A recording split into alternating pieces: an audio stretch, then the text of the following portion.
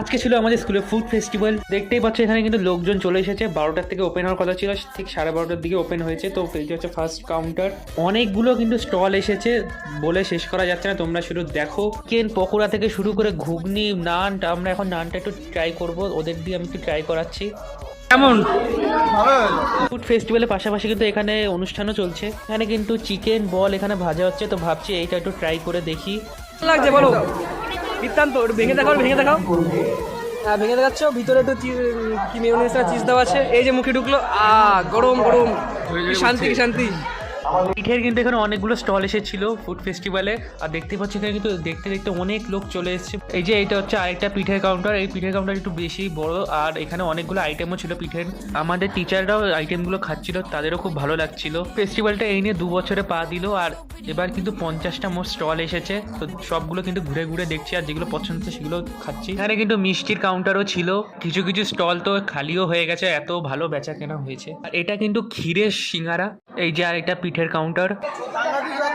বাইরে খাই, যার থেকে মনে হচ্ছে ভালো লাগছে। খেয়ে দেখ, খেয়ে দেখ। সত্যি ভালো। কত নিল? 20 টাকা নিয়েছে, কিন্তু বাইরে জিনিসটা বাইরে থেকে অনেকটাই ভালো। এটা ভালো হবে। ফ্রেঞ্চ ফ্রাই আমরা খাচ্ছি, সস মাখাই। কেমন লাগলো? খুব ভালো। ফুচকারও কিন্তু কাউন্টার এসেছিল এখানে। এটা হচ্ছে আমার বন্ধুর ভাই, সবাই অ্যালাউ ছিল। স্যার কি খাচ্ছেন স্যার? লুচি আর ঘুগনি। লুচি ঘুগনি স্যার দেখিয়ে দিন। এই যে লুচি, লুচির তলায় ঘুগনি।